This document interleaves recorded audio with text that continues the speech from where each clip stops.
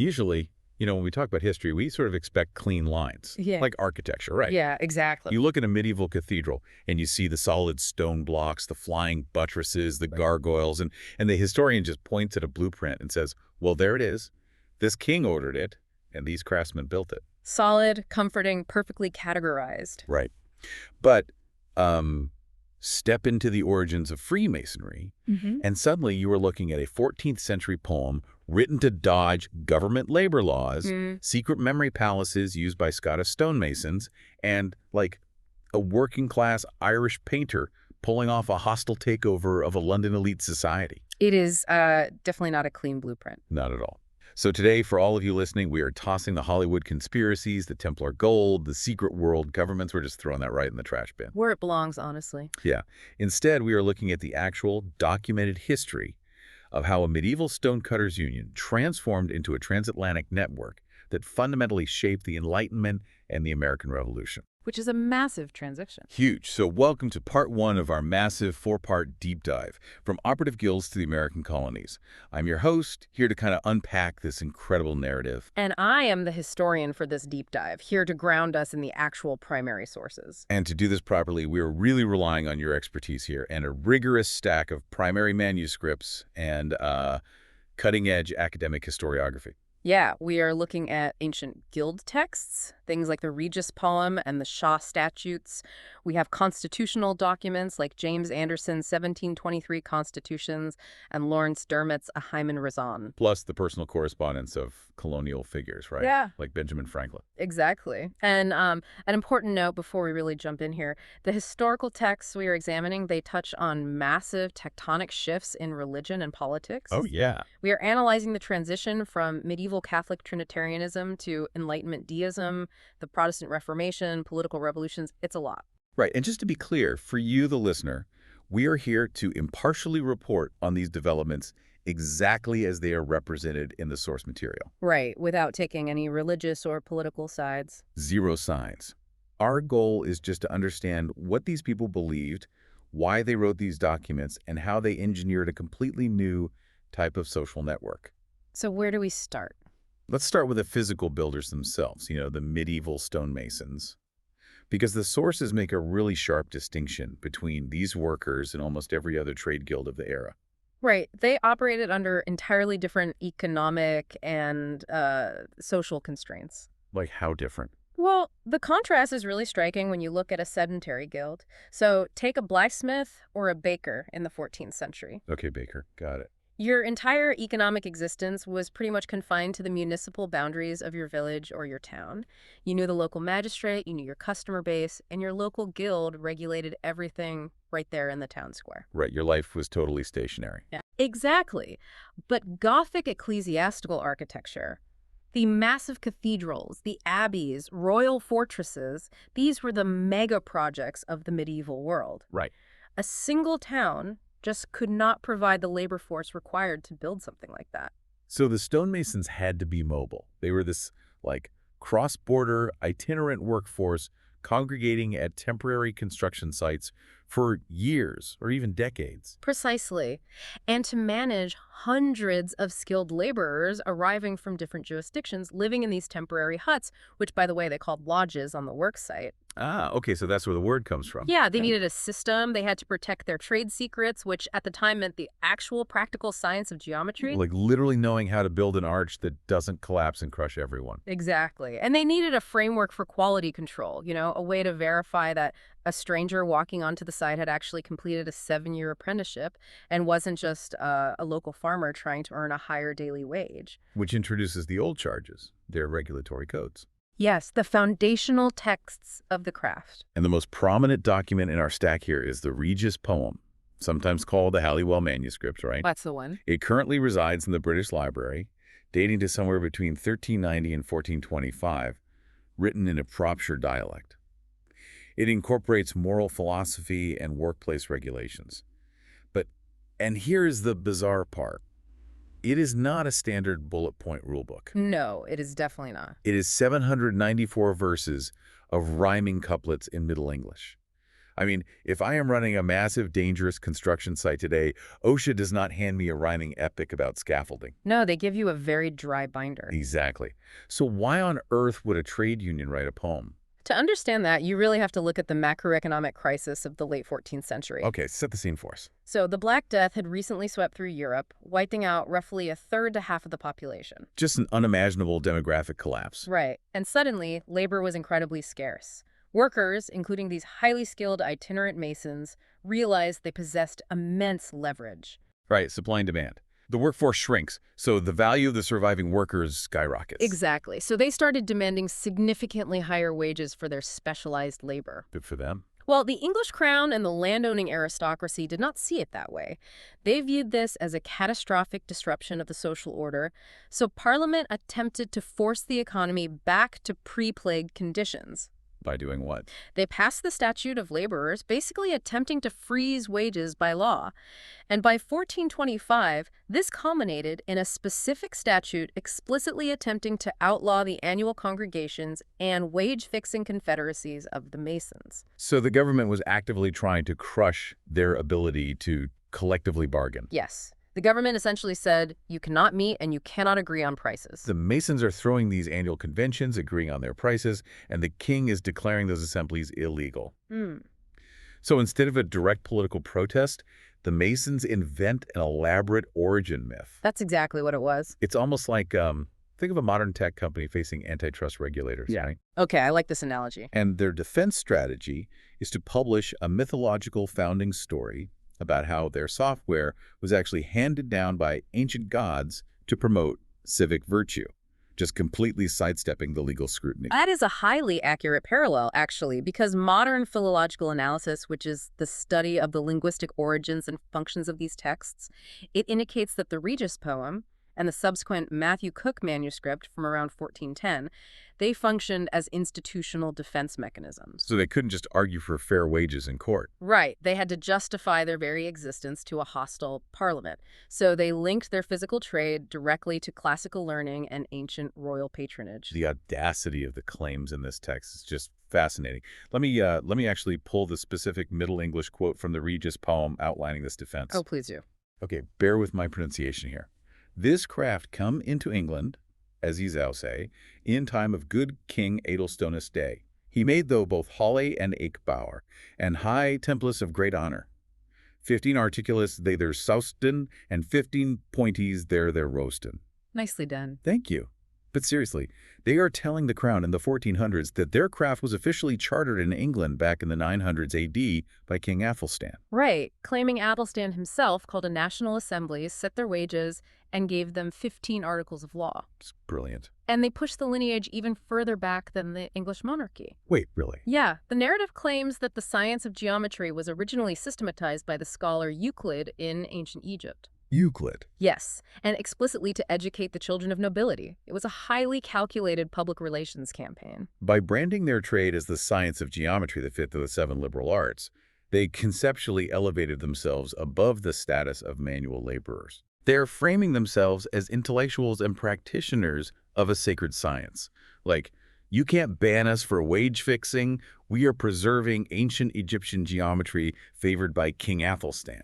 It provides them with an occupational identity rooted in civic virtue and divine order. It makes them untouchable, rhetorically speaking. But this brilliant poetic defense, which, provided a buffer against medieval parliamentary statutes, it was completely useless against the macro-historical shifts of the 16th and 17th centuries, right? Unfortunately for them, yes. The physical operative guild system was heading toward a total economic collapse. What specifically triggered that collapse? Because, there's still stone buildings everywhere in Europe. True, but the primary catalyst in Britain was the Protestant Reformation. Okay, Henry VIII and all that. Right, heavily accelerated under Henry VIII in England and through similar movements in Scotland. The dissolution of the monasteries meant the massive, sustained influx of Catholic wealth that funded Gothic cathedrals. It just evaporated. Oh, wow. So the church, which was the primary employer of this itinerant workforce, simply stopped building them. Yes, the economic foundation vanished overnight. And beyond the funding, didn't the actual method of how a building went from an idea to a physical structure change during the Renaissance? Absolutely. You had a fundamental structural transformation of design. How so? Well, in the medieval period, The master mason on the site held the conceptual vision in his head.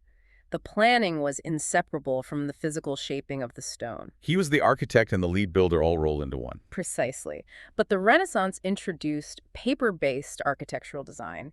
You see the emergence of the professional architect. Guys like Inigo Jones. Exactly. Figures like Inigo Jones in the early 1600s, who studied Palladio and classical proportions in Italy. So the architect decouples the design from the labor. Right. He draws the blueprint in a clean off-site office, and the physical construction is just subcontracted out to a wage labor system governed by local municipal city companies. And just like that, the traditional operative lodge loses its monopoly over the intellectual part of the construction trade. They just become the guys swinging the hammer. Exactly.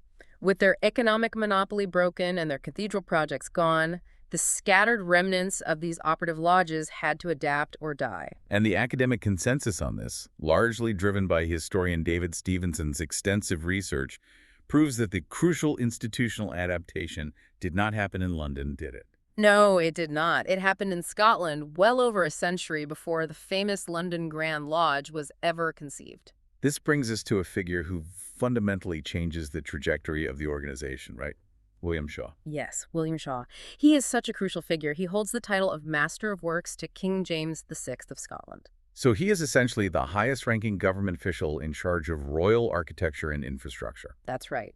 And on December 28th, 1598, he issues the first Shaw Statutes. What do those do? Shaw writes a comprehensive administrative code to govern all Scottish operative lodges. He sets strict, legally binding rules for apprenticeships. Like how long you had to train. Yeah, mandating 7 years as an apprentice, followed by another 7 years as a journeyman before one could even be considered a master. 14 years of training. Wow. He enforces workplace safety, quality control, all of that.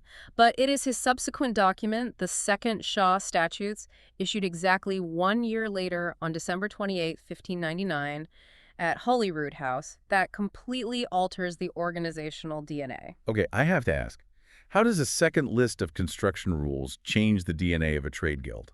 Because he stops treating lodges as temporary encampments at work sites. Okay. He transforms them into permanent, geographically fixed institutions with regional administrative authority. The 1599 statutes explicitly declare the Lodge of Edinburgh, known as Mary's Chapel, as the first and principal lodge of Scotland. Putting them in the top of the hierarchy. Right. Kilwinning is designated the second lodge, Stirling the third. Furthermore, he forces them to engage in rigorous bureaucracy. Bureaucracy is always the real revolution. Always. Lodges were required to hire professional scribes or civic notaries to maintain permanent bound minute books. That paperwork mandate is massive. I mean, the sources show the earliest surviving continuous lodge minute book in the world belongs to the Lodge of Edinburgh, starting in July 1599. Yes, that bureaucratic paper trail is the direct result of Shaw's mandate. But he didn't just order them to keep meeting minutes, right? He introduced a psychological component that essentially turned these stonecutters into philosophers. Yes, and this is where it gets incredibly fascinating. You are referring to his mandate regarding the art of memory. Let's explain the art of memory, because the mechanics of this are just incredible to me. So, the 1599 statutes required that every apprentice and fellow craft be examined annually by the lodge in this specific art. What was it exactly? The art of memory was a highly sophisticated Renaissance mnemonic system. In an era before widespread printing, retaining vast amounts of information like complex philosophical treatises, legal codes, or even massive esoteric passwords required intense mental training. Because you can't just Google it. Exactly. Practitioners would mentally construct a sprawling physical space, like a palace or a temple. A mind palace. Like Sherlock Holmes. Precisely like a mind palace. They would then take the concepts they needed to remember, translate them into vivid mental symbols, and place those symbols in specific rooms of their mental palace. To recall the information, you simply took a mental walk through the building. Okay, let me make sure I'm visualizing this for the listener.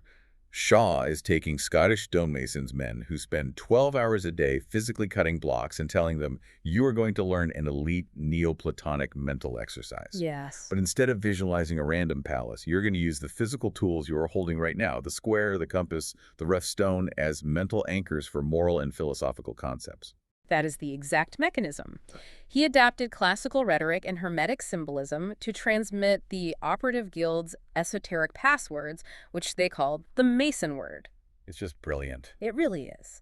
By forcing them to link philosophical morality to architectural tools, Shaw inadvertently turned dusty construction site huts into permanent philosophical classrooms. And once you build a permanent philosophical classroom, other people want to sit in on the lessons, right? Exactly. Throughout the 1600s, these Scottish lodges begin admitting men who have never cut a piece of stone in their lives. Right. The sources call them gentlemen, antiquarians, or accepted masons. Now, the working masons initially invite landed aristocrats to join to act as legal patrons, right? Like, if the guild is having a dispute with the local city council over trade rights, having someone like Lord Alexander or Sir Alexander Strachan, who both joined Mary's Chapel in 1634 on your membership roster, is a massive legal shield. That was definitely the initial pragmatic reason, but the trend migrated south and evolved significantly. Into England. Yes. The earliest recorded initiation of a non-worker on English soil was Sir Robert Moray in 1641 at Newcastle, followed by the famous antiquarian Elias Ashmole in 1646 at Warrington. So by the middle of the 1600s, you have lodges composed almost entirely of wealthy, educated gentlemen participating in speculative, non-operative ritual. Completely non-operative, they were not building anything physical. But I have to ask, and I know you hear this all the time, why? It's the big question. Why would a wealthy, land-owning aristocrat in the 17th century want to play make-believe construction worker with a bunch of artisans? Well, the appeal was rooted in four overlapping intellectual and political movements of the 17th century. Okay, let's break them down. First, you have antiquarianism and neo-Hermeticism. Renaissance scholars were captivated by the idea of an ancient, uncorrupted wisdom, what they called the Prisca Theologia. Like a pure original religion or knowledge. Right. They genuinely believed that these operative masons, through their unbroken guild traditions, possessed the surviving architectural secrets of King Solomon's temple, the harmonic proportions of the Roman architect Vitruvius, or even the magical geometry of ancient Egypt. So they literally believed the local Masons Lodge down the street was actually a surviving ancient mystery school. Yes, they did. That's amazing. What's the second reason? Second, the lodge ritual heavily featured the art of memory, which, as we just discussed, was a highly fashionable intellectual pursuit among Renaissance humanists. It was very trendy. Okay, makes sense. And the third? Third, and perhaps most critically for the English context, the political devastation of the English Civil Wars. The wars between Parliament and the Crown in the 1640s and 50s. Exactly. The English Civil Wars fractured society at every level. You had Puritans slaughtering Anglicans, royalists fighting parliamentarians. The public sphere was violently sectarian. You couldn't just have a casual conversation at a pub. No, it was dangerous. But the Masonic Lodge operated as a private, oath-bound sanctuary. It offered a highly regulated, non-sectarian space where gentlemen holding violently opposing political and theological views could sit down, leave their swords outside the door, and convene in civil harmony. You swear an oath on a geometry book and a Bible, and suddenly a royalist and a Puritan can drink at the same table without killing each other. Precisely. That alone makes the lodge incredibly valuable in that era. But there is a fourth reason, tying back to the science of the era, right? Yes, Baconian natural philosophy. Francis Bacon. Right. Bacon popularized an empirical inductive approach to science, which is the foundation of the scientific method. Early accepted Masons, like Moray and Ashmole, they were the exact same men who went on to found the Royal Society of London in 1660. The pioneers of empirical science. Yes, and they viewed the Masonic obsession with geometry and mathematics not just as building techniques, but as the fundamental language of the universe. For them, geometry was a way to unlock cosmic truths. So by the end of the 1600s, speculative masonry is firmly rooted. You have these scattered, independent clubs of Enlightenment thinkers, scientists, and aristocrats all over Britain. Right, highly localized groups. But the institutional revolution, the moment this scattered philosophy becomes a global powerhouse, happens when they decide to centralize. And that defining moment arrives on June 24th, 1717. The Feast of St. John the Baptist. Exactly. 4 independent lodges operating in London decide to hold a joint meeting at the Goose and Gridiron Ale House in St. Paul's Churchyard. I always find it amazing that a massive historical institution traces its modern administrative roots to a pub called the Goose and Gridiron. It is a bit funny. But, the original lodges were just named after the taverns where they met. Right, the Goose and Gridiron, the Crown Ale House, the Apple Tree Tavern, and the Rummer and Grapes. Exactly. So they sit down, they share a massive feast, and they vote to form the Grand Lodge of London and Westminster, which history remembers as the premier Grand Lodge of England. And they elect a gentleman named Anthony Sayer as their first Grand Master. Sayer was a transitional figure, really, followed by George Payne. But the intellectual mastermind who truly engineered this new Grand Lodge was its third Grand Master, Dr. John Theophilus de Saguiers, elected in 1719. De Saguiers, let's unpack his background, because his personal history perfectly explains why he redesigned the fraternity the way he did. He is one of the most important, yet frequently overlooked, figures of the early Enlightenment. So he is a French Huguenot refugee. Yes. His family fled vicious religious persecution in Catholic France following the revocation of the Edict of Nantes. Right, and he ends up in England, becomes an experimental natural philosopher, and serves as a close personal associate of Sir Isaac Newton at the Royal Society. So he brings a very specific worldview. De Saguiers looked at this decentralized network of Masonic lodges and systematically scrubbed away the remaining plebeian operative remnants. Getting rid of the working class vibe. Right. He refashioned the organization into an elite, polite society. And to understand why, you have to look at the political landscape. Okay, lay it out for us. Queen Anne had died without an heir, leading to the Hanoverian succession, basically. A German royal line taking the British throne. The Whig political party, which supported Parliament and the new Hanoverian kings, prized stability, commerce, and rationalism over the old, absolute divine right of kings. They wanted a predictable, rational society for business. Exactly. And de Saguiers infused the Grand Lodge with Newtonian science, commercial sociability, and Whig political stability. The Grand Lodge was essentially modeled as a mini parliament to prove to the government that they were absolutely loyal to this new, stable order. But to govern this new Enlightenment network, they needed a new rule book. They couldn't rely on the medieval Regis poem talking about King Athelstan setting wages anymore. No, that wouldn't fly with the London elite. So they commissioned a Scottish Presbyterian minister living in London, James Anderson, to draft a brand new constitution. Yes. In 1723, he publishes the Constitutions of the Freemasons. And Anderson's constitutions completely superseded the medieval craft manuscripts, right? Completely. It took Enlightenment civic ideals and codified them directly into constitutional law for the fraternity. And the most radical and explosive shift occurs immediately in Charge of First, titled Concerning God and Religion. It is a profound shift. I want to dissect the exact language Anderson uses, because it represents a total paradigm shift from the explicit Catholic Trinitarianism of the medieval guilds. Go for it. Okay. Anderson writes, "A Mason is obliged by his tenure to obey the moral law, and if he rightly understands the art, he will never be a stupid atheist nor an irreligious libertine. 'Tis now thought more expedient only to oblige them to that religion in which all men agree, leaving their particular opinions to themselves, that is, to be good men and true, or men of honor and honesty, by whatever denominations or persuasions they may be distinguished." It's an incredible piece of writing for its time. Wait, so Anderson is legally establishing that members do not have to be Catholic or Anglican or even specifically Christian, as long as they are good men and believe in a generic higher power in 1723. That is exactly what he's doing. But Europe had just spent the better part of 2 centuries tearing itself apart in horrific religious wars over minor theological differences. How was he not arrested for heresy? He avoided heresy charges through the brilliant application of Enlightenment deism. Anderson and de Saguiers removed explicit Christian Trinitarian requirements, replacing them with a requirement to believe in a generic supreme being. And they cleverly designated this entity as the Great Architect of the Universe, or GAOTU. The Great Architect. It is a strictly engineering metaphor for God. Exactly the point. Yeah. Because it is an engineering metaphor, it carries zero sectarian theological baggage. Wow. It doesn't specify if the architect is Protestant, Catholic, or Jewish. By adopting this non-sectarian designation, they completely dismantled the theological barriers that caused religious warfare. Suddenly, Anglicans, Protestant dissenters, French Huguenots like de Saguiers, Roman Catholics, and eventually Jewish members could all assemble around the exact same altar without violating their personal consciences or triggering a religious conflict. Right. Leaving their particular opinions to themselves is the structural invention of modern religious tolerance within a private social network. To understand how radical this social structure was, Mm. I think we can look at the sociologist Jürgen Habermas. Oh, yes, Habermas. He coined the concept of the bourgeois public sphere. He did. Habermas argued that prior to the 18th century, European society was strictly vertical.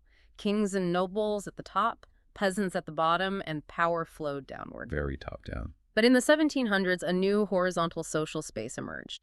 London coffee houses, scientific academies, and particularly Masonic lodges functioned as autonomous arenas. Right. Inside these spaces, men interacted as equals, governed by constitutional charters, parliamentary rules of order, and democratic ballots, rather than by their aristocratic bloodline.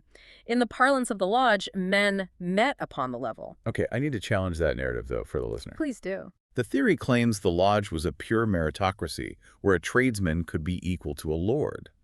But the historical record shows that almost immediately after forming this Grand Lodge in 1721, they elected the extremely wealthy, high-ranking Duke of Montagu as their Grand Master. That's true. That does not sound like a bourgeois meritocracy where everyone is equal. It sounds like a bunch of middle-class professionals who desperately wanted a celebrity aristocratic mascot to legitimize their club. The contradiction you're pointing out is real, and it highlights a brilliant paradox in their strategy. How so? Inside the heavily guarded, tiled doors of the lodge, they practiced intense egalitarian sociability. An artisan or a merchant could theoretically and practically be elected master of the lodge over a lord if he possessed better merit and command of the ritual. Okay, so inside is democratic. Right. But outside the lodge, they were operating in the highly class-stratified, suspicious society of 18th century London. And the government was terrified of secret societies, assuming they were like treasonous Jacobite Republican cells plotting to overthrow the king? Precisely. They desperately needed political protection and civic legitimacy.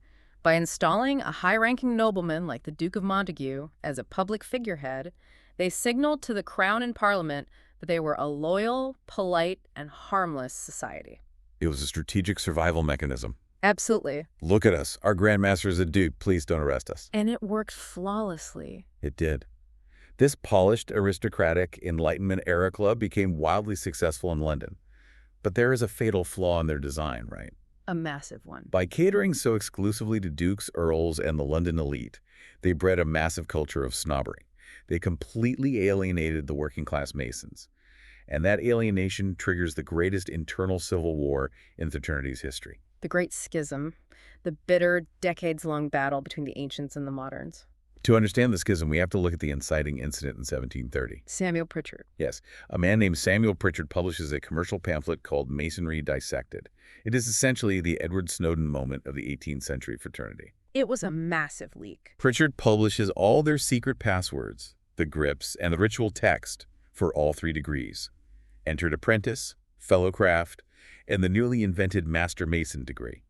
It is available in print for anyone to purchase for a few pennies. And the premier Grand Lodge in London panics. They are terrified that individuals who just bought the pamphlet are going to memorize the passwords, show up at their lodge doors, and fraudulently gain entry to their expensive elite dinners and networking events. Right. They need a security protocol to weed out the frauds. So they decide to change the passwords. Specifically, they transpose the traditional words associated with the first and second degrees. Without diving into esoteric minutiae, the traditional ancient words were Boaz for the first degree and Jachin for the second. And the premier Grand Lodge simply flipped them. They just reversed the order. I like to think of this using a modern tech analogy. Yeah. The London Grand Lodge essentially rolled out a mandatory software update for their security system. They changed the code. But the problem is, the independent Grand Lodges in Ireland and Scotland and many provincial lodges in rural England refused the update. They kept running the legacy software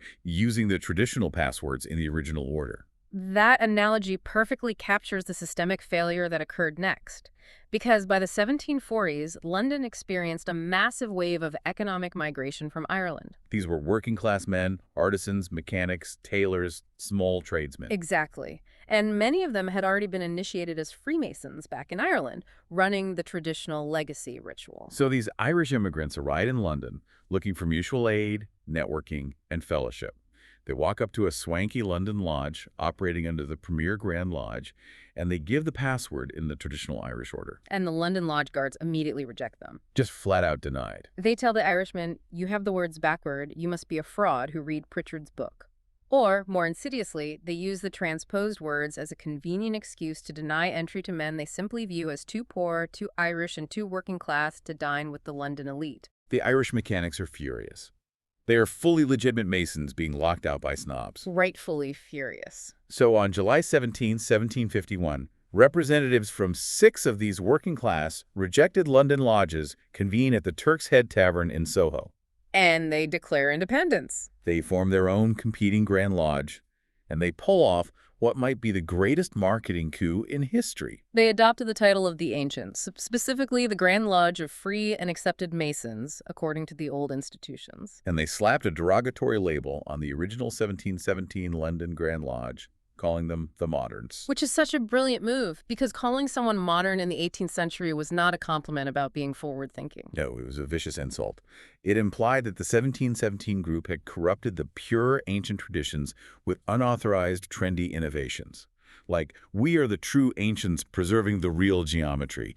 You guys are the fake trendy moderns. This working-class rebellion found its brilliant combative leader in Lawrence Dermot. Dermot is a fascinating contrast in the sources. He really is. He is an Irish journeyman painter, later a wine merchant, who becomes the Grand Secretary of the Ancients in 1752. He possessed incredible administrative genius, coupled with a vicious satirical wit. How exactly does a painter outmaneuver the dukes and earls of London?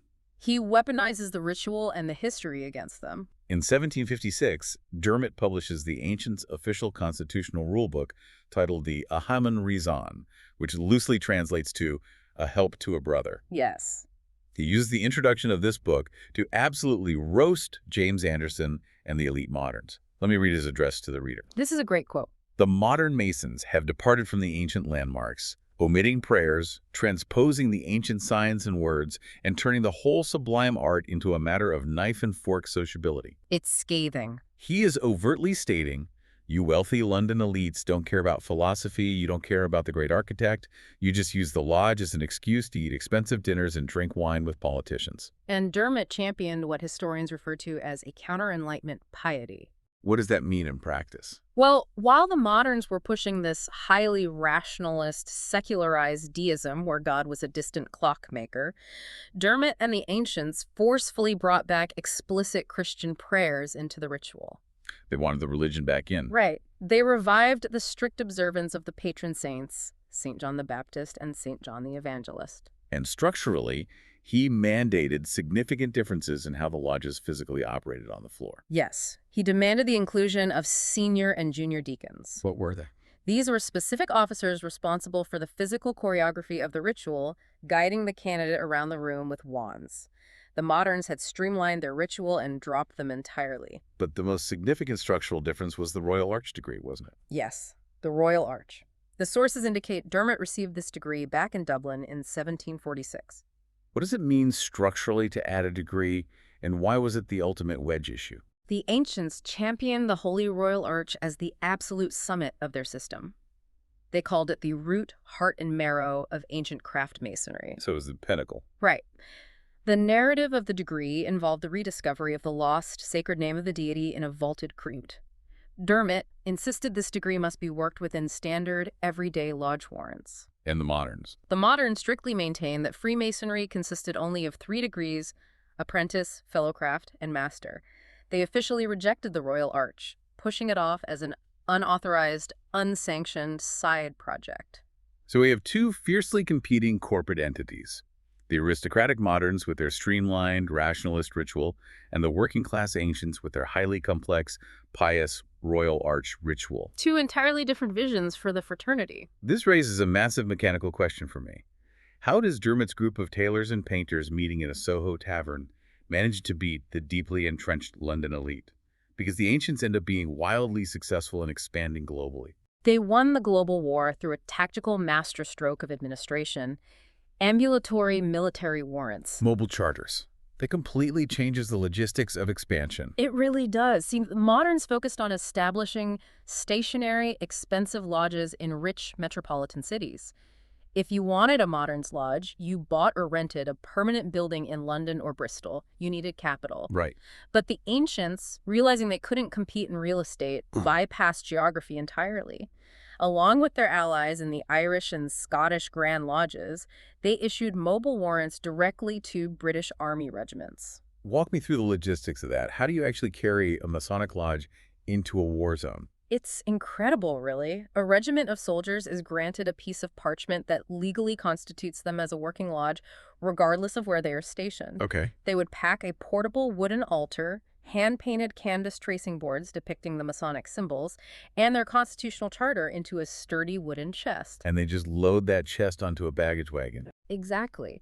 When the regiment makes camp, they pitch a canvas tent, set up the altar, tile the door with a soldier holding a drawn sword, and they are officially a Masonic lodge. That is just wild. It perfectly integrated military hierarchy with fraternal fellowship. The colonel, the sergeant, and the enlisted private could, theoretically, meet on the level inside a muddy canvas tent. And because the British Army was deploying globally, these regimental lodges carried Dermot's ancient ritual across the entire British Empire. To the Caribbean, to India. And most crucially, into the American colonies. Which leads us directly to the Atlantic crossing and the shaping of the American Revolution. Yes, during the French and Indian War in the 1750s, the sources document over 19 regimental lodges operating simultaneously within General Jeffrey Amherst's British forces in North America alone. 19 lodges just marching around. And the vast majority of these were Irish, Scottish, or ancients. They physically marched the ancient ritual into colonial towns. Although, to be accurate to the timeline here, Freemasonry had arrived in the colonial port cities a few decades prior to the military influx, initially driven by the elite London moderns. Yes, in the early 1730s, you had informal gatherings of merchants, customs officials, and mariners in major port cities. And in 1733, the premier Grand Lodge in London sent a deputation to a prominent merchant named Henry Price in Boston. Right. They commissioned him as the provincial Grand Master of New England, leading to the formation of St. John's Lodge in Boston, the first regular lodge in North America. Simultaneously, around 1730, an independent St. John's Lodge forms in Philadelphia. And the most famous member of that Philadelphia lodge is a young printer named Benjamin Franklin. Of course, Franklin. He quickly rises to become Grand Master of Pennsylvania in 1734. And Franklin, being a brilliant opportunist and owning a printing press, immediately recognizes the value of this network. He prints an American edition of Anderson's 1723 Constitutions. It becomes the first Masonic book printed in the Americas. The correspondence we have from Franklin is incredibly revealing on this front. Oh, definitely. We have a letter he wrote to Henry Price in Boston on November 28, 1734.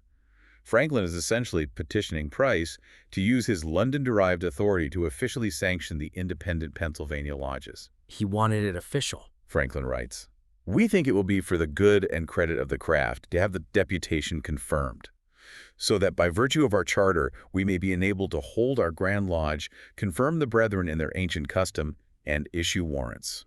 Franklin isn't just looking for fraternal fellowship there. He is actively trying to secure legitimate paperwork. He wants to lock his local Philadelphia club into the massive, legally recognized transatlantic network.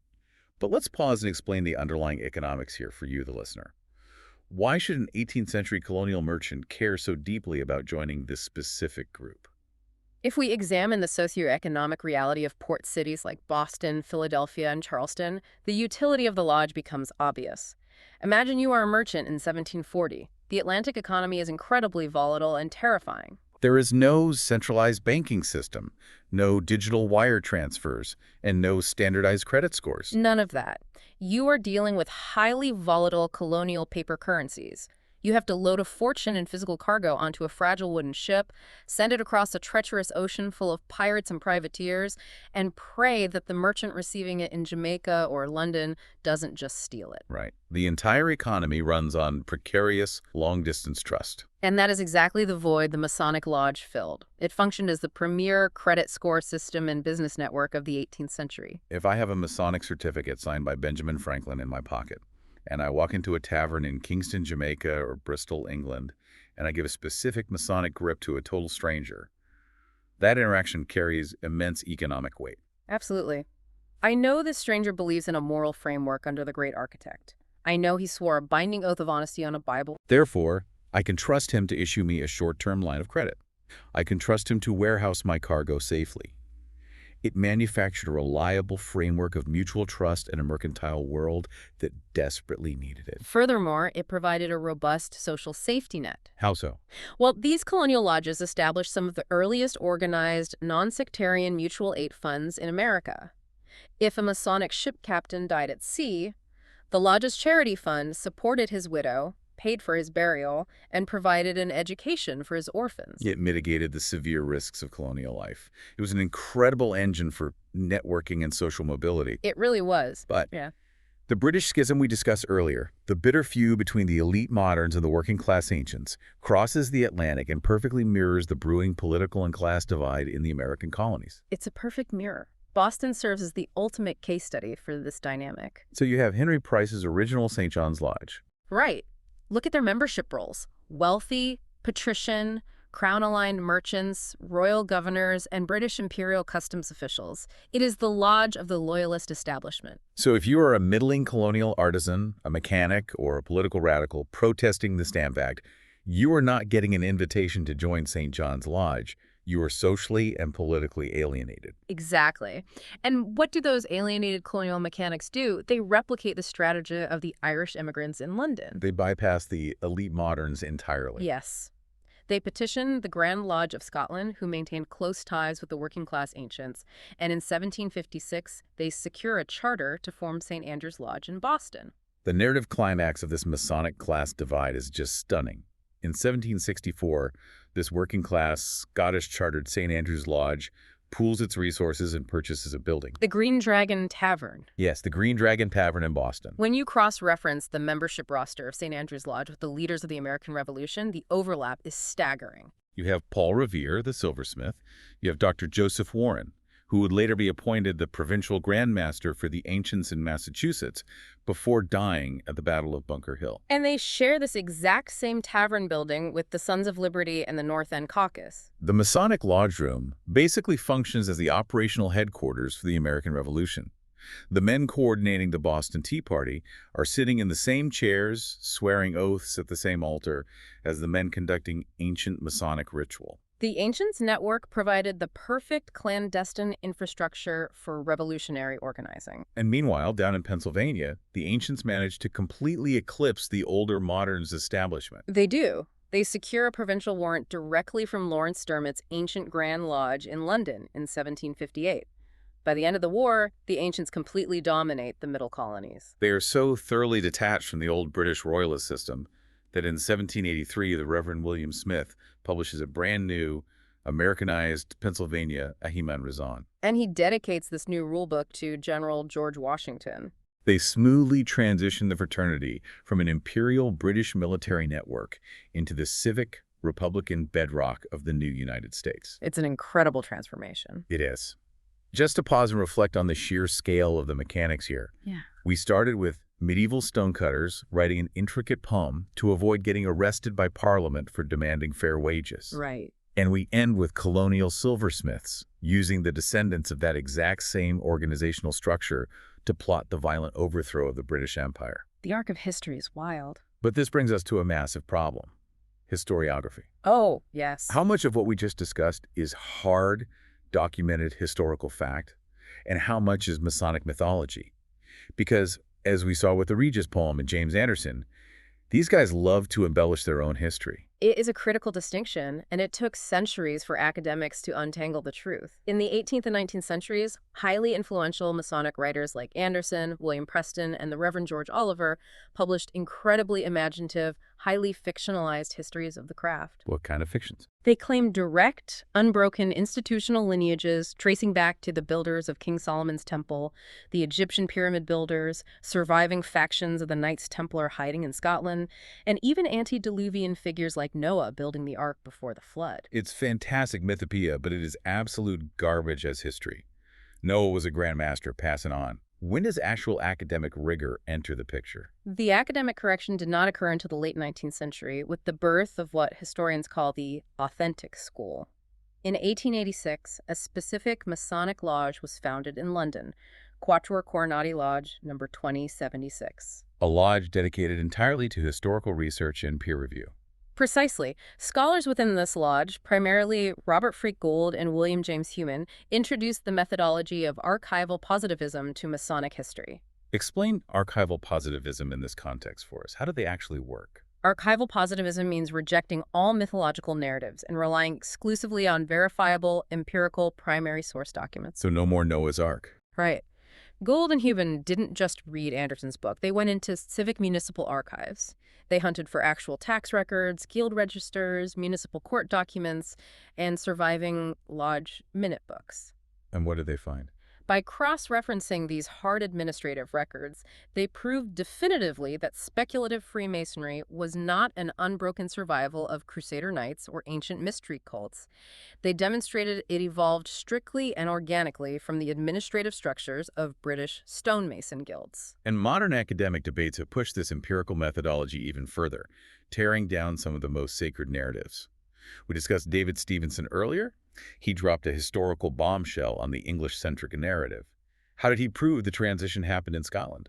Stevenson spent years examining the minute books mandated by the Shaw statutes. By tracing the signatures and professional titles of the men attending Scottish lodges between 1590 and 1710, he documented exactly when and where non-operative gentlemen entered the fraternity. He proved the administrative and philosophical transition was Scottish, predating the London Grand Lodge by over a century. Yes, completely disrupting the London-centric narrative. And recent scholarship has even attacked the sacred cow of London itself.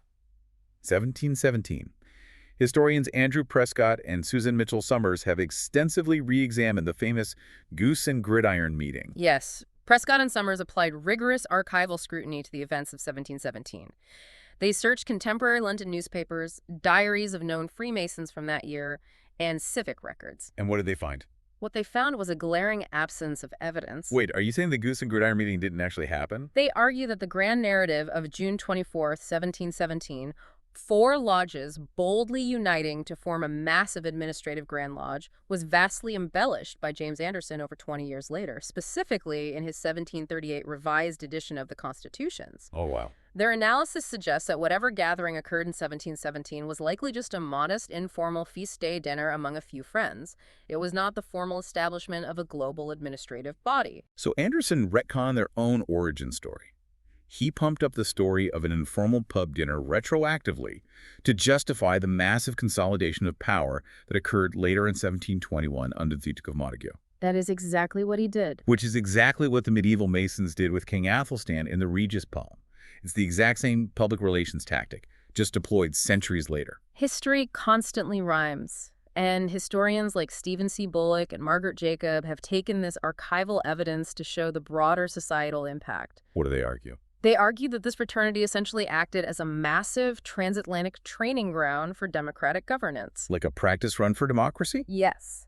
By operating these lodges, they were actively teaching early Americans how to hold contested elections, how to debate legislation, how to abide by a written constitution, and how to run a Republican government inside the safety of the lodge room long before they ever attempted it in the real world. It is deeply satisfying to see how actual history, the bureaucratic rivalries over minute books, the legacy software updates causing schisms, the class struggles between the snobby London moderns and the working-class Irish ancients, is vastly more complex and compelling than fictional stories about Templar treasure hidden beneath a church. The truth is always stranger and more interesting. It really is. So, let's recap the massive mechanics of this journey for everyone listening. We started with the Regis poem, analyzing it as a brilliant legal defense for medieval gig workers facing government wage suppression.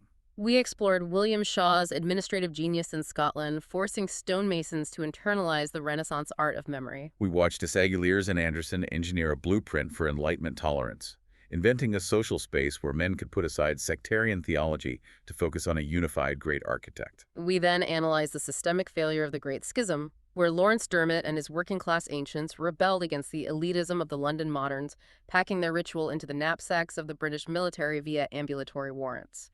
And finally, we saw that military network hit the American shores, where brilliant opportunists like Benjamin Franklin and radical artisans like Paul Revere weaponized that exact network of mutual trust to build the civic foundation of a new nation. It is a remarkable organizational evolution, and, it leaves us with a final, profound philosophical puzzle to consider. What's that? The core innovation of Freemasonry was taking the mundane physical tools of a trade, the square, the compass, the rough stone, and transforming them into psychological anchors for moral self-improvement and mutual trust. But to build that trust, it required a physical space, a shared, binding oath, and strict secrecy. Right, the closed door. Yes. If we examine our highly digitized, incredibly isolated modern world today, we have to ask, what is the equivalent mechanism? Can we build deep cross-class networks of mutual trust without the mystery, the solemn oaths, and the closed doors? Or is the very act of keeping a secret together, of sharing a private, bounded experience away from the eyes of the public sphere, the essential, irreplaceable ingredient that makes humans trust one another in the first place? Can you manufacture true trust without a closed door? That is a phenomenal mechanical question to leave hanging in the air. It's something to mull over. Absolutely. Well, we have only scratched the surface of how this transatlantic network operated. We will be back to explore the next phase of this incredible history in Part 2, from operative guilds to the American colonies. Thank you so much for joining us on this deep dive.